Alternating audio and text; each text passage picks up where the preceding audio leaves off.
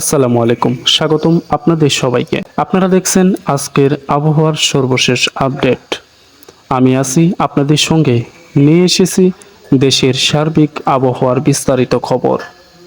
চলুন জেনে নেওয়া যাক আজ দেশের কোথায় কেমন থাকতে পারে আবহাওয়া।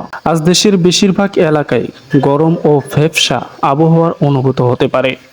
সকাল থেকেই অনেক জায়গায় তীব্র রোদ দেখা গেছে এবং দিনের তাপমাত্রা ধীরে ধীরে বৃদ্ধি পাচ্ছে। বিশেষ করে ঢাকা, রাজশাহী ও খুলনা অঞ্চলে গরমের তীব্রতা তুলনামূলকভাবে বেশি থাকতে পারে। অন্যদিকে দুপুরের পর দেশের কিছু অঞ্চলে মেঘের পরিমাণ বাড়তে পারে এবং কোথাও কোথাও বৃষ্টি অথবা বজ্রসহ বৃষ্টির সম্ভাবনা রয়েছে। আবহাওয়াবিদরা জানিয়েছেন, দক্ষিণাঞ্চল ও উত্তর পূর্বাঞ্চলের কিছু এলাকায় দমকা হাওয়ার সঙ্গে হালকা থেকে মাঝারি ধরনের বৃষ্টি হতে পারে। কোথায় কেমন বৃষ্টি হতে পারে? আজ ঢাকা, ময়মনসিংহ, সিলেট, চট্টগ্রাম ও রংপুর বিভাগের কিছু জায়গায় বৃষ্টির সম্ভাবনা রয়েছে। বিশেষ করে সিলেট ও চট্টগ্রাম অঞ্চলে বজ্রপাত সহ বৃষ্টি হওয়ার সম্ভাবনা একটু বেশি। তবে সব এলাকায় একসঙ্গে বৃষ্টি হবে না। কোথাও রোদ, আবার কোথাও হঠাৎ কালো মেঘ ও দমকা হাওয়ার পরিস্থিতি দেখা যেতে পারে। তাপমাত্রার অবস্থা। আজ দেশের সর্বোচ্চ তাপমাত্রা 36 থেকে 38 ডিগ্রি সেলসিয়াস পর্যন্ত উঠতে পারে।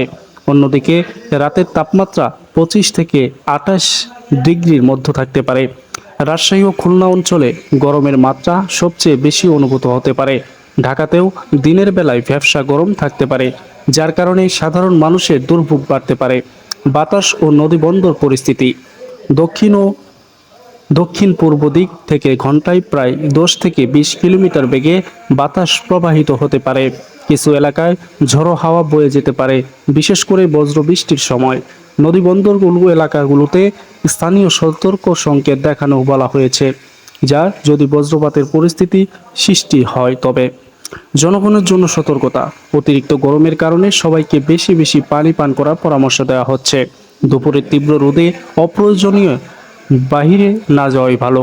এছাড়া বজ্রপাতের সময় খোলা মাঠ, বড় গাছ কিংবা বৈদ্যুতিক খুঁটির নিচে অবস্থান করা থেকে বিরত থাকতে হবে।